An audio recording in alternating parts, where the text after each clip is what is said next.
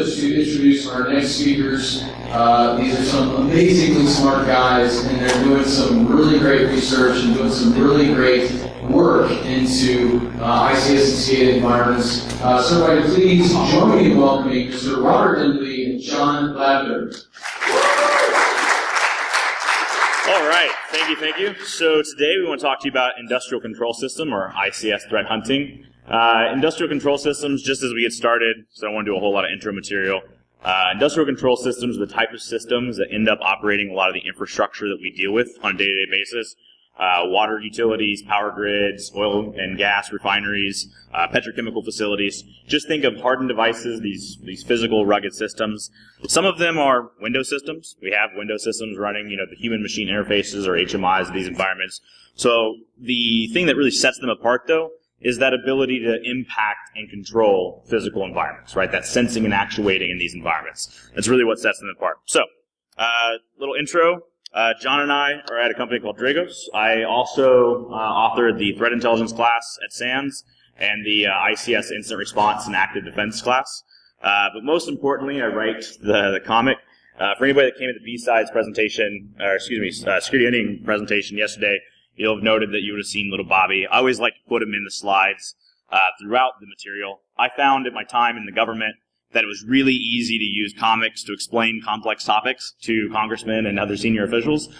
So I continue that on a weekly basis now. John, go ahead. Hey, good afternoon, everybody. So I'm John Lavender. As Robin mentioned, I'm at Dragos as well. I am also an avid Starbucks mug collector, if anybody else in the audience is one of those as well. I have kind of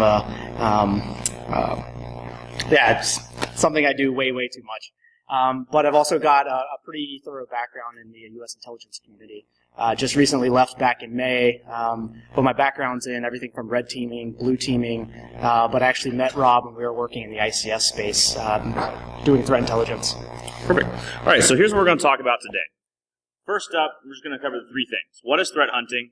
How do you start hunting? And specifically, why and how do you do it in ICS environments? So for our first Little Bobby comic, Little Bobby asks, why do people try to redefine active defense to involve intelligence and offensive operations?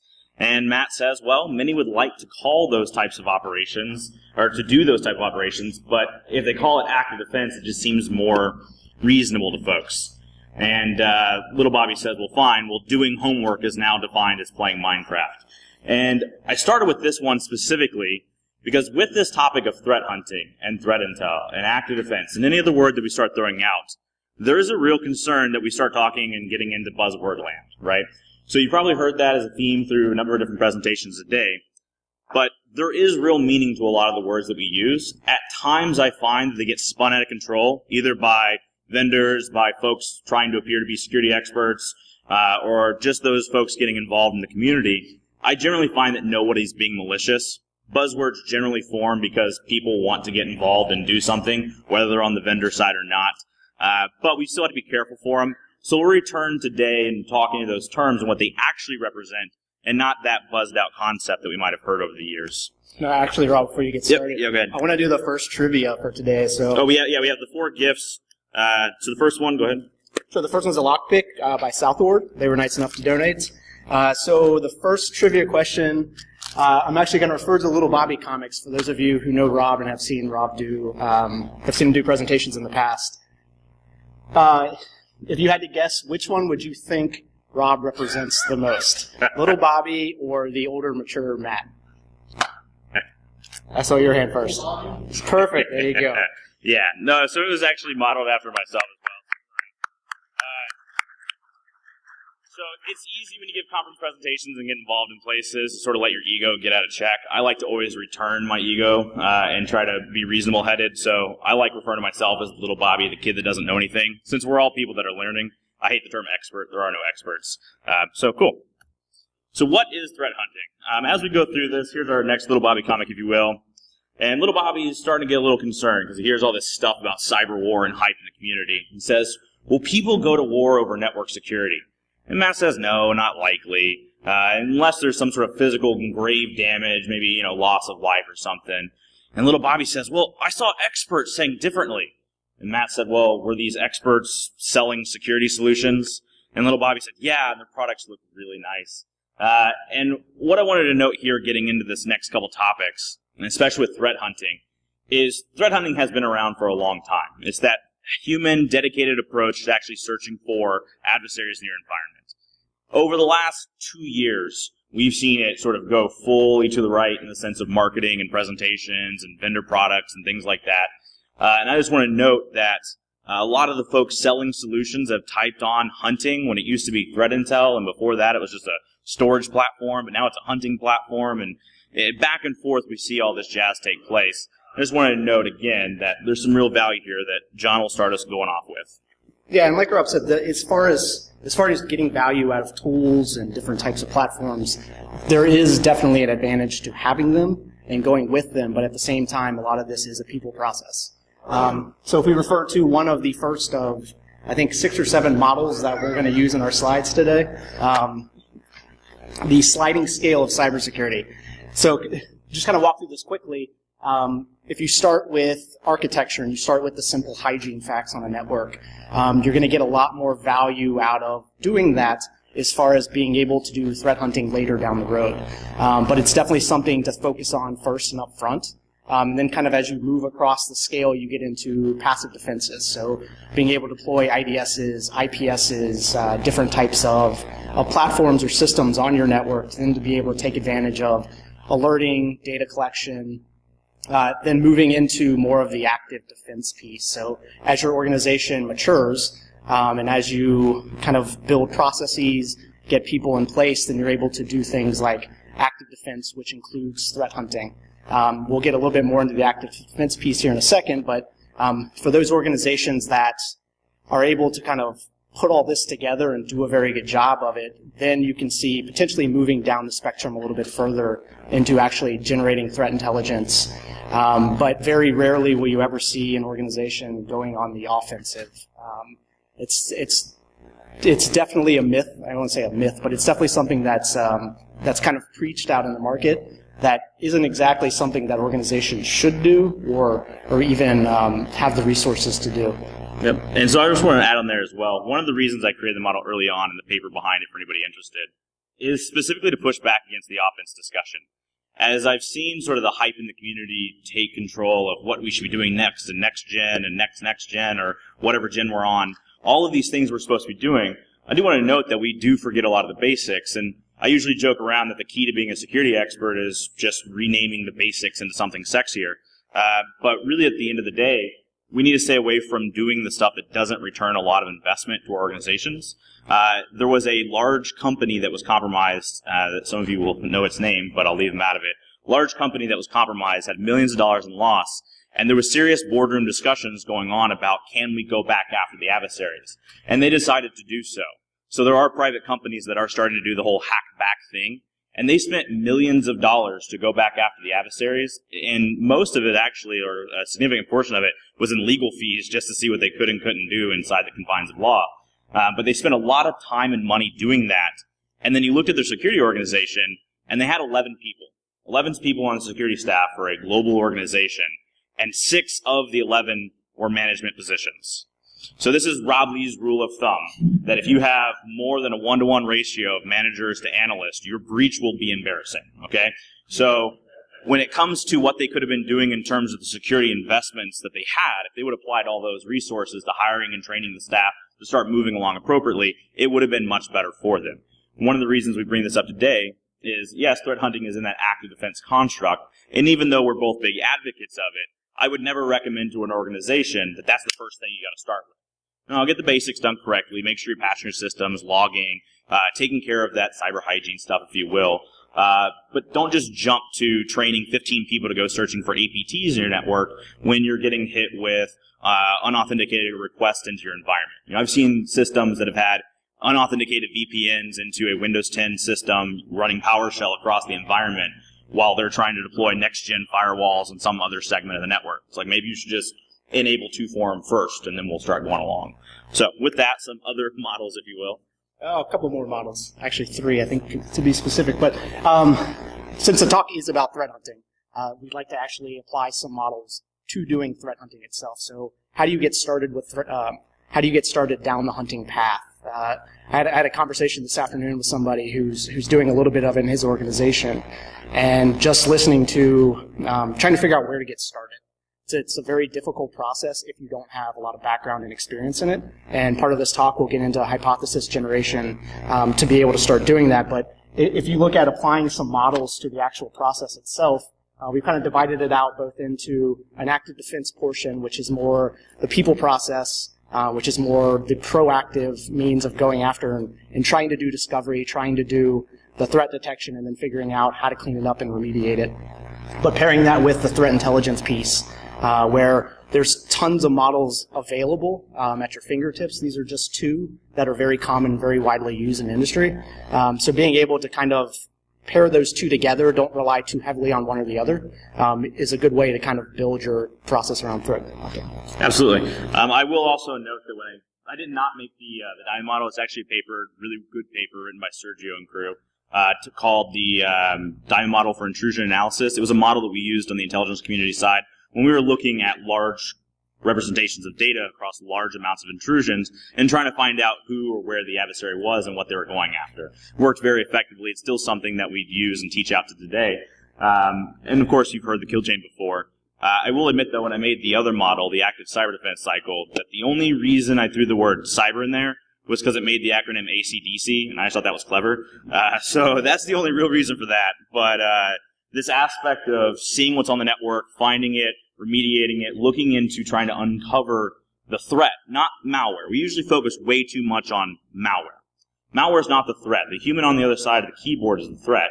Malware is just one of the capabilities they might or might not deploy. So it's a good thing to keep in mind.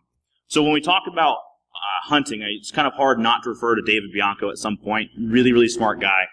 He came up with this hunting maturity model, one that I like to look back to. When we look at hunting, that human approach to finding threats in your environment, there is a scale of maturity to it. On the far left-hand side, when you're not really hunting, that's why it's level 0, but when you're not really doing any hunting, you're just relying on alerting, right? The IDS says something, the firewall says something, the AV says something, and you respond to it. It's not hunting. It's a very reactive approach. And one of the pitfalls in it is that you're probably not taking a lot of data off your environment to begin with anyways. As we move across it, you'll notice that theme, that it's a lot of data collection that's going on. And that's where a lot of organizations get in trouble. That's where a lot of organizations have problems, is how do I get all of the data? How do I get it back into my environment and search through it without paying an arm and a leg and stay on top of the constantly changing environment? In industrial control systems, as we'll talk about later, that is probably one of the biggest challenges in the community, is how do I get data out of control system environments while respecting the safety and reliability concerns of the facility. As we move along as well, you'll not only notice that there's a higher retention of data and a higher need for data, but you will see that you can start relying on indicators of compromise instead when you're just doing sort of the basics. You move along to actually taking processes and models that other people are using and ingesting them on your team. And then at some point actually creating the new analysis procedures, the new analytics to find unknown threats. The last one is one that gives a little bit of a confusion in the industry. You'll note that it says automates the majority of successful data analysis procedures. There are a lot of companies and marketing out right now trying to say automate all of the things that you do for hunting. Just automate everything. That's not hunting. Automation is very important to hunting. You should be automating all of the things that you can, but if you are actually going through an automated process, it in itself is not the hunting because you've taken the person out of the loop. And that's the piece that is obviously core to it. So in effect, when you're at HMM4, what you really should be doing is figuring out everything that it takes you to find the threat that you did, and then automate that away so you don't have to deal with it on your next hunt. So that's actually sort of the process there. Yeah, it's more of an enabling force and something that allows you to create a repetitive process than actually taking over and doing it for you. And another thing that we sort of see is problematic is a lot of organizations have the shiny object syndrome, right? They go to the latest, newest thing, and you'll walk in and you'll see an organization that's got a threat hunting team, but they don't have a network operations center, or they don't have a security operations center, but they've already jumped to the far right-hand side of active defense, if you will, to that threat hunting. So be sure not only in this model to sort of stage your maturity, but also against that sliding scale aspect of actually taking care of what's on your network.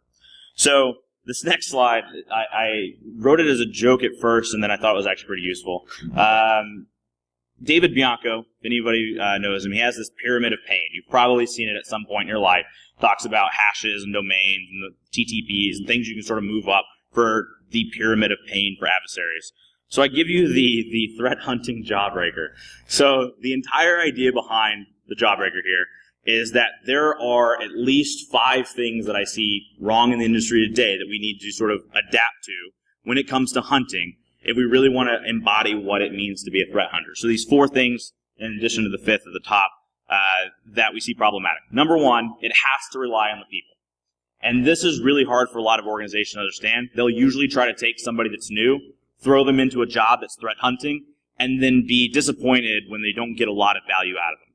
It really is a specialty to do threat hunting. You should have some sort of specialty that you bring to the table. An incident responder, security operations folks, somebody who knows Mac forensics if you're a big Mac environment, somebody who knows how to do IR across the enterprise, someone who knows how to do SIM alerting.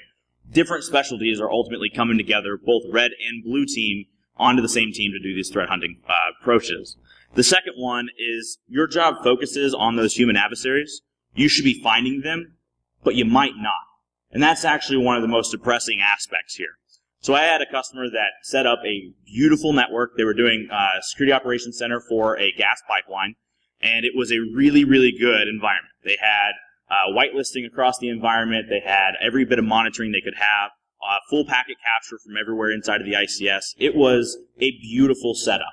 And this guy had trained and trained and trained he and his staff. And it was, by all accounts, a very impressive organization overall. And then they saw nothing and continued to see nothing. They actually locked down their facility very well inside of the confines of the ICS. They never got to see the big bad APT that they kept hearing about in the news and everywhere else. And that was almost disheartening to that staff. And it's also very hard to do retention of people when someone trains up to be this threat hunter and they sort of embody this and think it's going to be awesome, and then find out that their job relies on the adversary being there. And again, that can be sort of problematic. We've seen that even in the news where FireEye has done a lot of good stuff in the community, and then you see discussions about, China's not coming after portions of the government anymore, which is debatable, but a significant portion of the Chinese activity falls off. Well, that's going to have a significant impact to all the people at FireEye who were focusing on Chinese threats. So our adversary-defender relationship is much more of a bi-directional relationship than most people realize.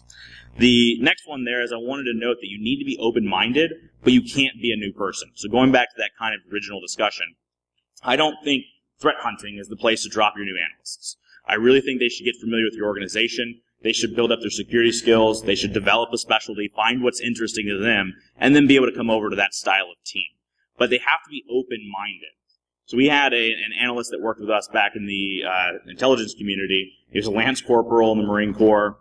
Definitely did not belong there. By any stretch of the imagination, did not belong on the team. That sounds harsh, but he was a new person and we were doing more advanced stuff. So he went off, just got some training, tried to get some specialties, came back, still disheartened, still a new guy. And I'll sort of note to you that the questions he asked, even though he wasn't able to investigate everything that he was supposed to, even though he wasn't able to uncover everything that we needed him to do with the tools we had, the questions he asked as that new person was more impactful than anybody else on the team. That open-mindedness that he had of not really understanding why the world worked in specific ways, he started asking those questions that revealed adversary data we never thought to look for. So I don't want to be discouraging to the new folks. We need more of them. We need a lot of them, and I think they have a huge value in an organization. But for the benefit of your new folks, I would like to see less plopping down in a threat hunting team to start off with. You could always pair them up. Like if you're trying to get them more expertise, or you want to get them to work with your senior folks that have a lot of experience, it's helpful to let them do shadowing for a week or sit down on certain types of processes in the hunting process. Yeah, absolutely. I'll also note sort of that your next one there is that product vendors will pitch hunting, but it's not about the product. It is that human focus. So we see a lot of products in the market right now about hunting platforms, as an example. Well, there's really no such thing. And a lot of us can sit down and be like, well, there's hunting platforms, because this, that. No, you're really just talking about different tools to enable data access, analytics, and automation. That's great, and that's useful. but really the hunting itself is focused on that human person. So we can relabel things in the industry if it gets people to use them. That's fantastic. But at its core, just remember it's always central to that person. And then, of course, as we hit on already, you need to rely on automation, but you can't fully automate hunting. All right, so how do we start? So the CISO here says to little Bobby, I need to ensure that no attacks occur. And little Bobby says, cool, what's the security budget? And the CISO says, no, we had to cut it all out. So little Bobby says, well, I assure you we will never see any attacks. So when it comes to starting to hunt, a lot of it is just initiating what you're doing, but it's nice to actually have a guided approach. So these next couple slides, we're going to go through how to do hypothesis generation. A hypothesis is nothing more than a testable idea you come up with, and it really is central to hunting. It's how you should start a good hunt, coming up with an idea of what the adversary might be doing in your environment or where they might be located, because that's going to drive how you do collection in the environment. Am I pulling registry keys or am I pulling memory samples? Well, if I think that they're doing a rootkit in the registry to remain persistent, well, then it's going to be really important for me to grab that registry key. So we'll see how that sort of takes hold. Actually, before we jump, let's do another trivia. I'm going to be the trivia guy today, I guess. So, for those of you, I guess, has anybody in the audience ever been involved in threat hunting or done hunting in their environments? Show of hands. Perfect. Cool. We got some. All right. So let's go with. We have listed 3 specific kind of genres of hypothesis generation. And before we jump to that slide, I'm going to see if anybody has an idea of what one of them might be. So I am. Yeah. All right. So intelligence-driven hunting is absolutely one of them. One of the ways that you can generate intelligence, and I'll go ahead and flip as John's walking. One of the ways you can generate hypotheses will usually come off of either threat intelligence or friendly intelligence. We often leave out that friendly construct. If your forces, your blue team, are doing something in your environment, what they're doing and how they're doing it might encourage you to hunt differently. So we're going to walk through some examples of these coming up, but we'll just walk through the generation aspect itself. We also have domain expertise. At the end of the day, there's always that something that hunters have or experienced security folks have, and it's kind of hard to put your finger on it. I would usually rely that or sort of say that would be domain expertise. It's something either from your past job or from your current job, and over time you've learned tradecraft, you've learned adversary capabilities, even without intelligence, even without any prompt to do so, you've learned something that you're going to bring with you into generating hypotheses. So that is what I would refer to as domain expertise. As an example of that, there was a guy that Rob and I worked with when we were back in the government who he would come and sit down beside of us as we were going through either looking at network traffic or just doing some sort of investigation. And he'd be able to sit there and just kind of like tilt his head a little bit. And he's like, that smells like it's X&S actor or somebody who's done this in the past. And 9 times out of 10, the guy was actually right, which was just odd. He'd been doing this for so long. For him, it was like staring at the matrix with a little, with the numbers and letters falling down. He would just kind of point, and then we would start investigating down that road. But just having those people, like if you guys know those people, or if you guys are those people, it's very helpful to get up and share that with the rest of your team, share that with the community. But that's definitely I'd say that's probably one of the biggest drivers for being able to generate a hypothesis and actually make it come to real, or be able to test it and find out that it's actually true or is actually happening in your environment. And then the next one I would say is situational awareness. And this is really on understanding your own organizations. But I would drive you not to just think about tech, and this is going to come in a big way with the ICS. It's not just about the networks. It's about the overall systems and organization and people around it. Do we have things going on at a macro level that are going to influence what we're seeing on the network? I would pontificate to you that Saudi Aramco, the oil and gas company in Saudi Arabia, has a different threat landscape than JP Morgan does. Different threat actors, different capabilities, different things coming after them. Situational awareness around those things, not from a threat intelligence perspective, but just from understanding your own organization, is going to drive how you generate those hypotheses. So let's step through a couple of these examples. The first one here is this threat intelligence inspired hypotheses. So maybe we've got this Sparkling Panda group. No, Sparkling Panda is not a real one. I just like all the little names that always come up like Jedi Squirrel and stuff. But Sparkling Panda, utilizing Seychelles-based C2 servers. So most of you probably, I don't know if you've ever heard of the country of Seychelles, but it's probably not common in your environment. So if you reached in and you found in this intelligence report that you were consuming that there are Seychelles-based C2 servers for this adversary, it would be reasonable to generate a hypothesis that if Seychelles or if the Sparkling Panda actor is in your environment, you would expect to see IPs or domains and proxy logs of your environment related to Seychelles. So that's how you're going to hunt for that a little bit differently. But you've got to have that testing to make it a hypothesis, right? So it's not just the good idea fairy on the team, it's actually going and testing it. At that testing stage, you might actually pull the proxy logs, understand the data flows, and try to evaluate what you see in the environment. And again, this is really where we bridge the gap that it's not just IR, it's not just security operations, it's a senior individual who really understands how to explore and test a theory in your own environment related to what the adversary activity might be. And that also has the technology and the data to help support those as well. Another example with the situational awareness inspired hypothesis. So let's say you're working for a large company or a small company for that matter, and you know there's a merger about to happen, and your company is acquiring a globally distributed company that you know networks are going to have to be integrated over the next 6 months.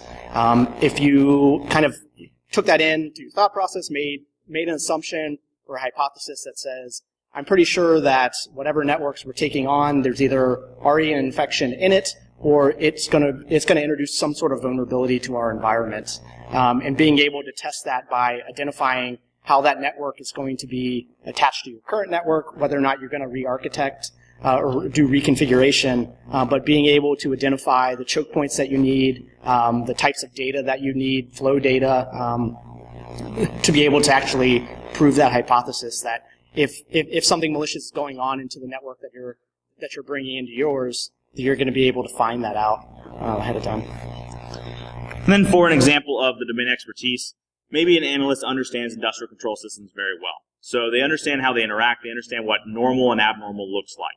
From that specialty that they brought to the table, from that domain expertise, they generate a hypothesis that there's likely new function codes going on in something like a Modbus TCP or DMP3 protocol that was going on in their environment and it's adversary related. So they generate this hypothesis that there will be abnormal and potentially harmful function codes in the protocols themselves.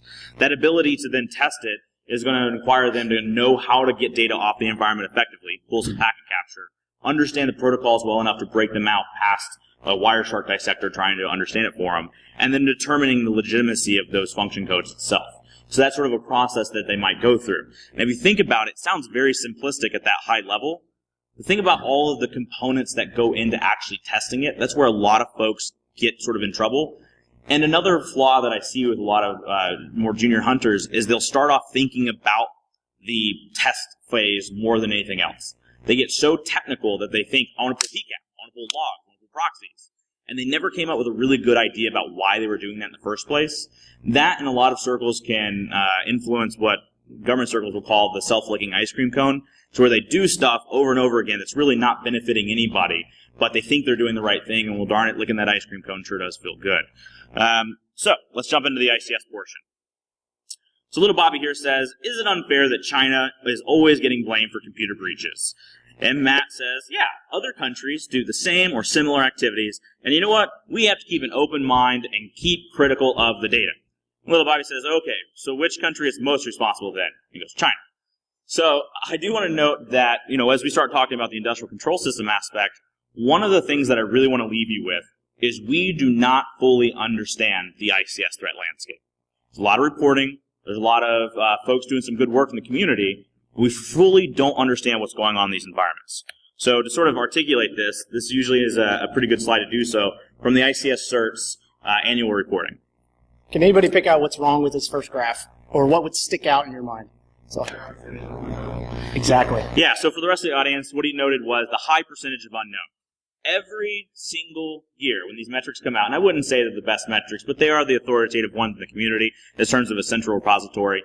Every single year, the number one attack vector into ICS is unknown. So they have no idea how it got there, let alone if they're actually cleaning it up correctly. If you didn't know what the infection vector was, it would be very hard to say with a matter of fact that you actually cleaned it up.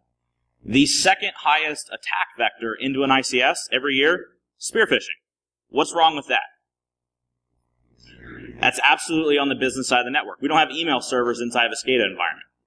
So when we see stuff get into an ICS, we're detecting it in the business networks coming through the DMZ. not in the ICS itself. And when we actually do understand what the attack vector is, it's something like a spear phishing email, which we don't have on the ICS side itself as well.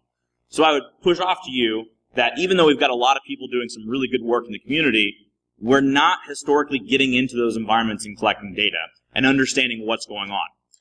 As another way to sort of break this down, when we think of those big vendors who have threat intelligence, it's not just indicators of compromise, right? It's that understanding of patterns of malicious data related to adversary intrusions. What we're seeing, though, is the big companies that are AV companies or incident response companies, the folks who have had access to intrusion data into lots of companies. And they're able to extract out those patterns and knowledge. In ICS, there is no such thing. There are no teams out there, no companies, ours included, nobody who has a large repository of incident response data in ICS environments. Community doesn't like to share. And at the same time, we have not historically had antivirus and IDSs and things reporting out in industrial control system environments, so none of the vendors actually have everything that you would hope they would have that they historically have done for IT networks. So it's one of the gaps that we have, and one of the reasons that threat hunting specifically is so important, and that open-mindedness is so important in ICS environments, because we're coming up against things that we do not know what to expect. It kind of plays back to that sliding scale of being able to kind of start from the basics of the architecture and the infrastructure piece and build that out. So we're noticing that it's happened, and it's been happening for a long time on the IT side, but on the OT side, it's really becoming more of a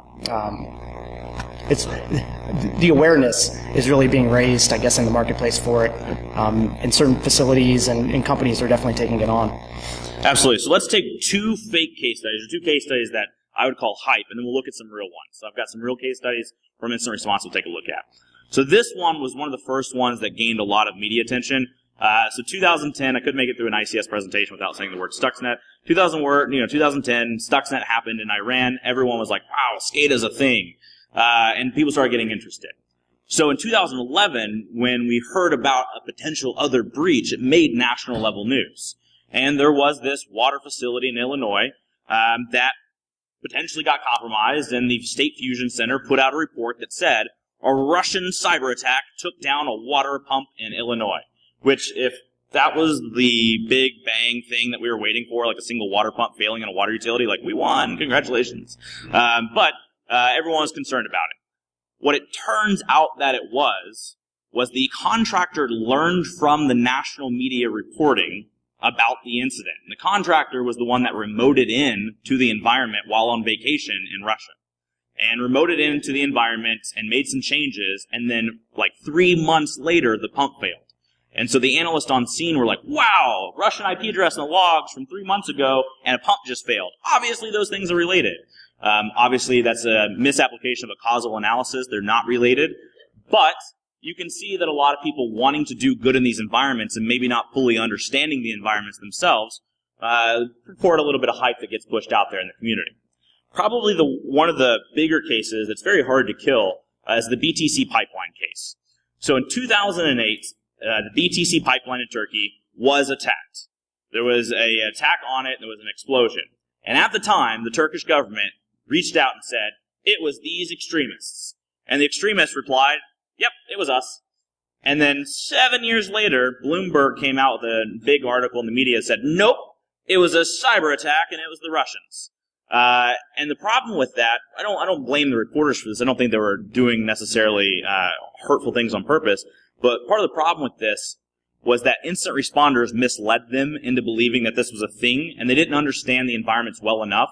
They're not industrial control system experts to push back on all the things that were being said and didn't make sense in the environment. As an example, the story goes that the adversary found internet-connected surveillance equipment that was monitoring the control system environment. They compromised the internet-connected surveillance equipment. They pivoted over into the control center. They blocked the satellite communications that the control center had as a backup relay. They went down to the compressor stations, and they changed the alerting, and they changed the pressure on the compressor stations to allow the pipeline to blow up. And 3 days later, it did.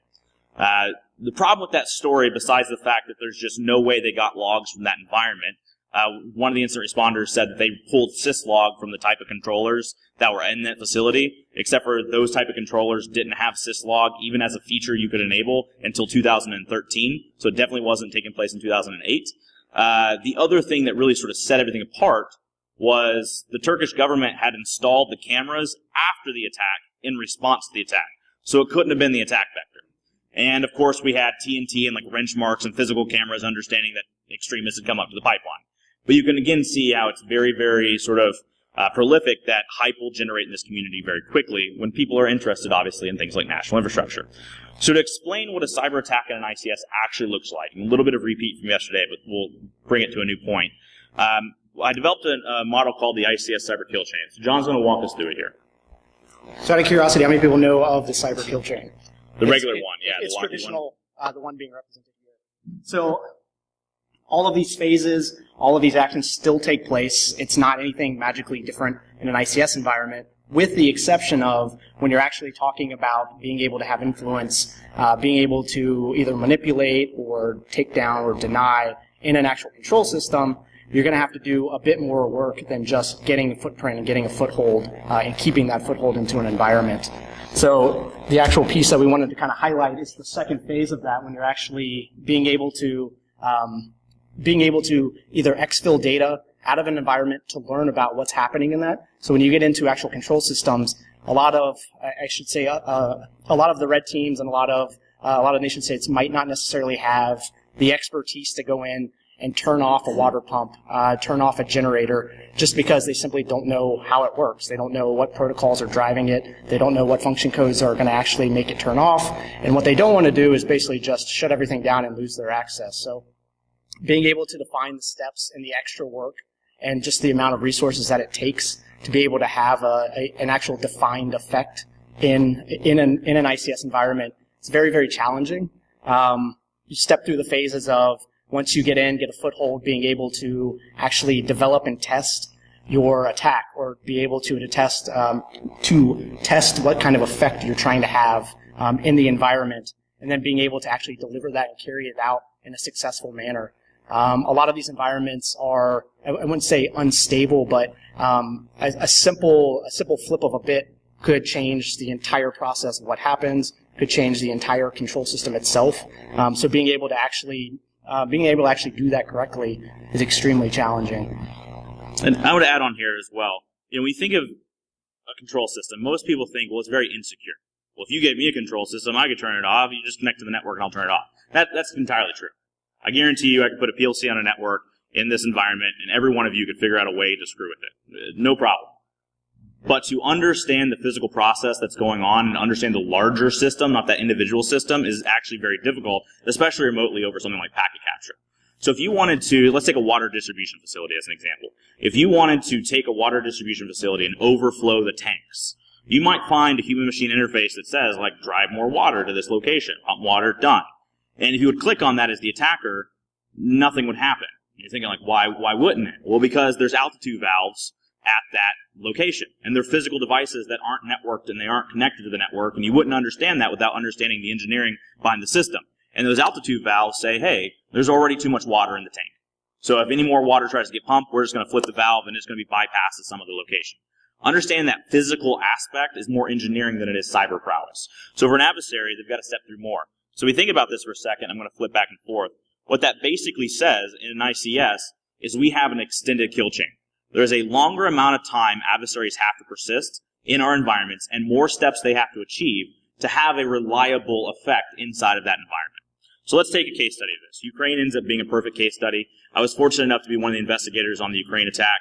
The report that I wrote out at SAMS that went out to the communities up in the top there. So what essentially happened is December 23rd, 2015, a cyber attack took down portions of the Ukrainian power grid, specifically 3 different regions. 6 months before that, adversaries sent phishing emails. They did the sort of the normal thing. Sent phishing emails, had a Word document. The Word document had macros on it. The email was like, hey guys, do you want some more features? Just enable macros. And people were like, I totally want more features. Click. And Black Energy 3 dropped the system. Black Energy 3 started siphoning off information, especially related to the user credentials associated with the VPNs. From there, the adversaries used the VPNs to get into the ICS environment.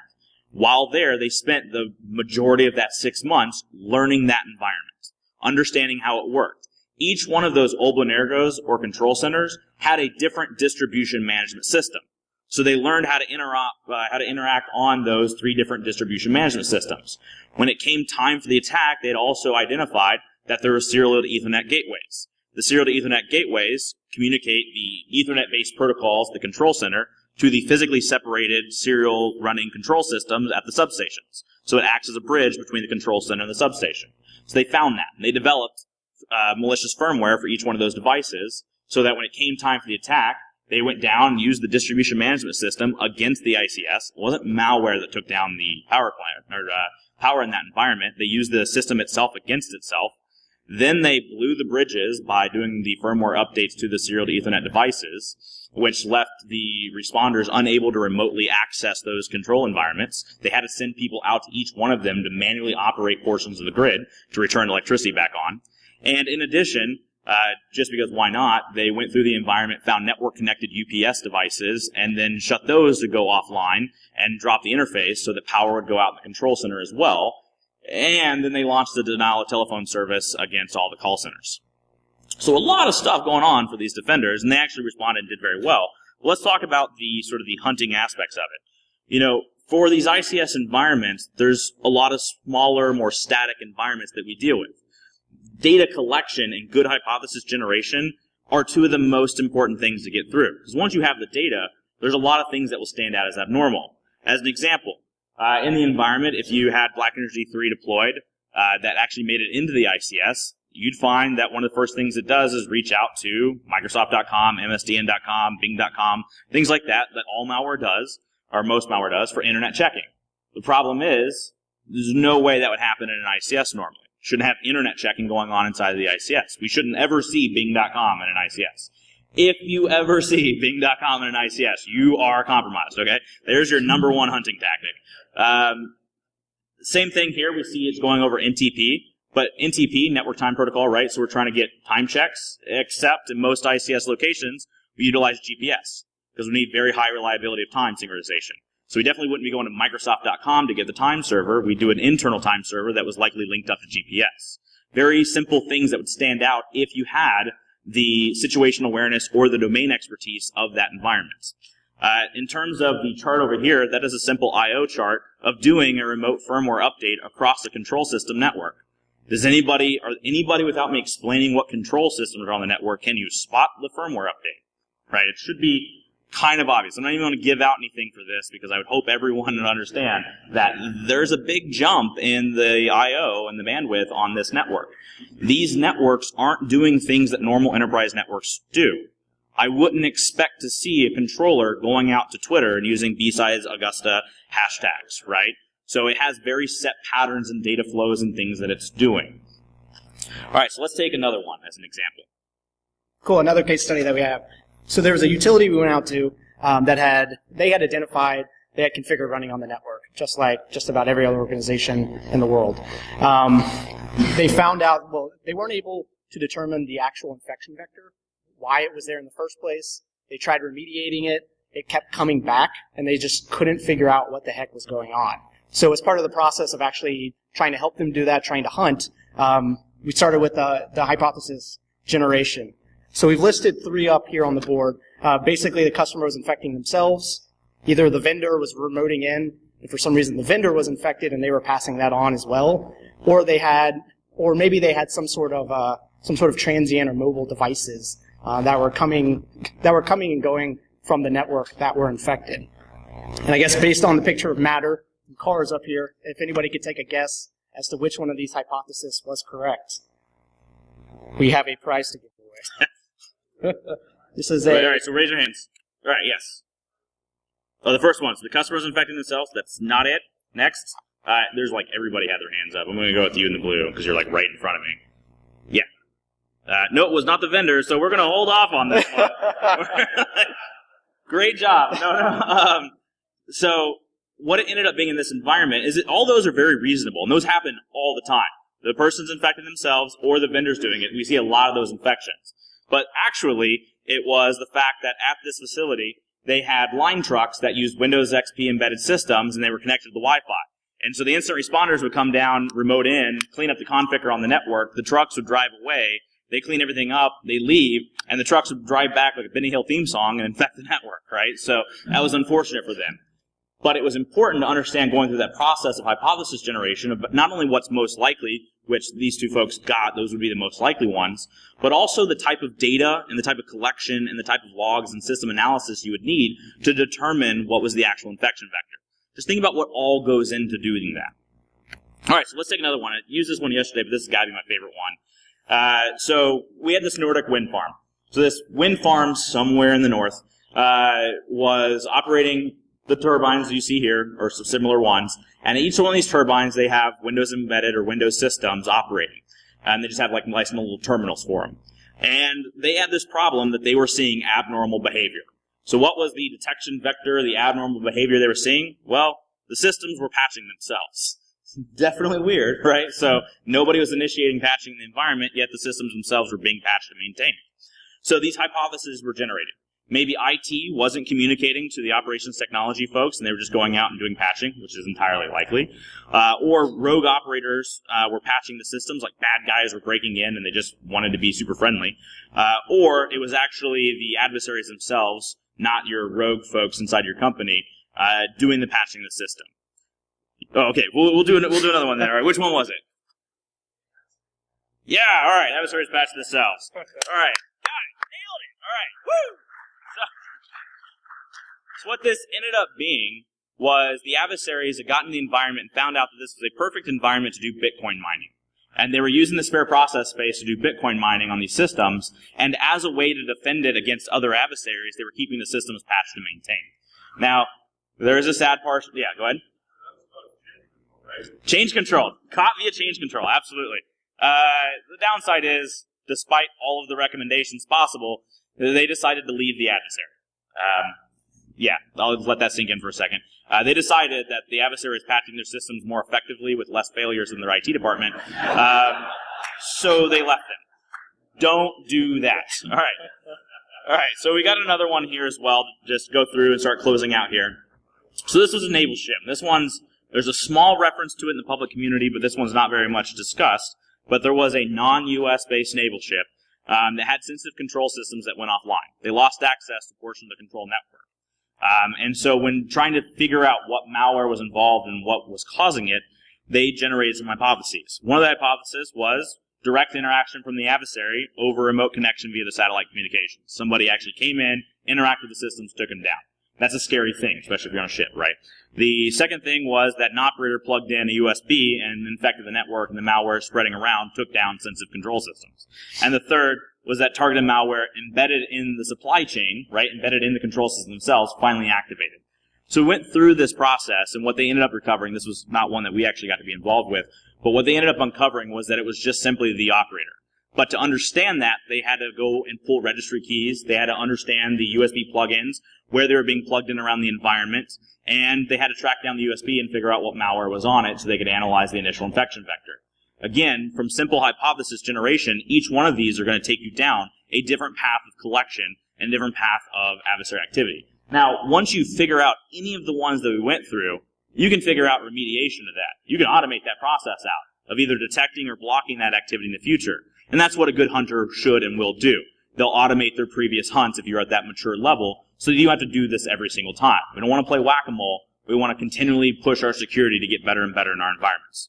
So we'll leave you with some of the sample hypotheses, and then we'll do a recap and exit out here. So go ahead, John. Sure. So in an ICS environment, and I think we mentioned a lot of these already, but in a typical control system environment, you might not necessarily want to see or should see internet traffic. So it's a pretty simple thing to detect. As long as you're looking for it, you're set up to do collection and actually monitor to see if it's happening or not. But it could be a very, very big indicator that something bad is happening in your environment, and a pretty quick way to go back and actually trace it down to figure out what's going on. Bing.com. Okay, yep. Yeah. So another one is adversary. Well, one hypothesis I usually operate under is that adversaries will gravitate towards the HMI, the human-machine interface. So it would be very difficult to learn the process, the physical things that are ongoing without things like engineering documents. But one easy thing is a human-machine interface. It'll show you the layout of the facility, everything that's ongoing. Is it a water facility? Is it an electric facility? What type of systems are they using? So you get a lot of information. And also, it's not some weird embedded system. It's usually a Windows system that adversaries are typically used to. and that system that can actually interact with and operate the environment. So a good hypothesis is that if you have an infection, you might want to start at the HMI first. Patching and updating, like one of the case studies that we said, in a control system environment's usually very, very well organized and planned out. Having downtime in a production environment is usually kept to minimal and is done in very controlled manner. So if you think about patching happening or updates happening that aren't scheduled or that either haven't been fully tested, so a lot of times you'll run older firmware on old devices, specifically because if you update them, they might not work in your environment. So all that stuff's very controlled. So if you're generating a hypothesis that if I see updates, I see patches, that's probably malicious, or that's something that's out of the normal that we should look into. Yeah, another one would be an adversary on the network exfiltrating out process historian data. So my hypothesis is if I've got an adversary on the network, they're exfilling out process historian data.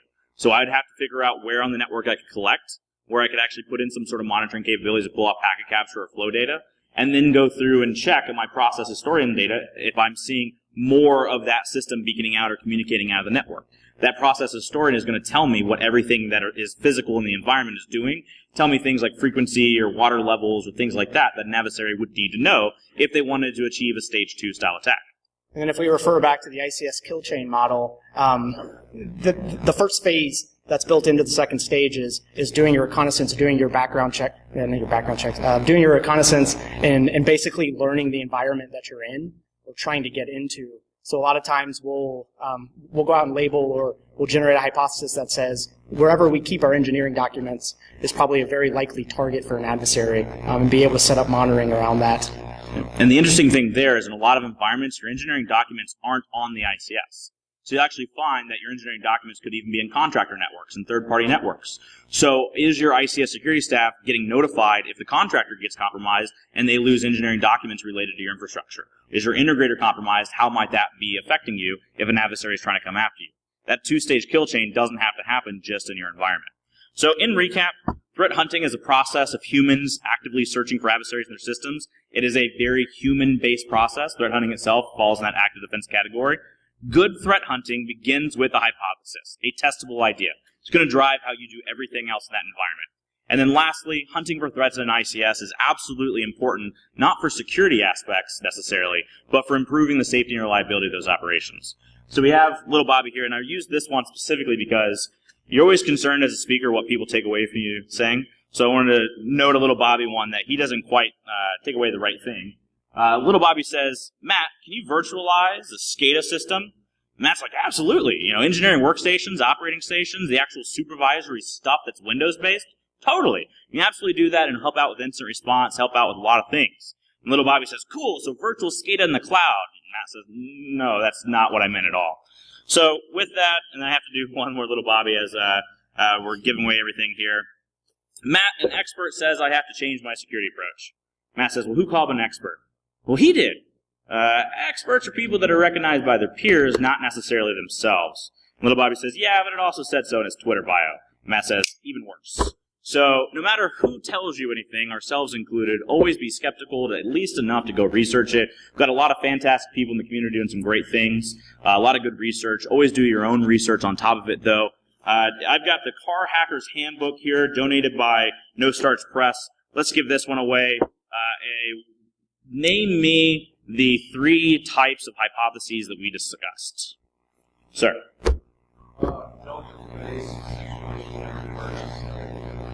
Yep, so domain expertise, friendly or threat intelligence, and then the situational awareness. So give them a round of applause, and thank you so much for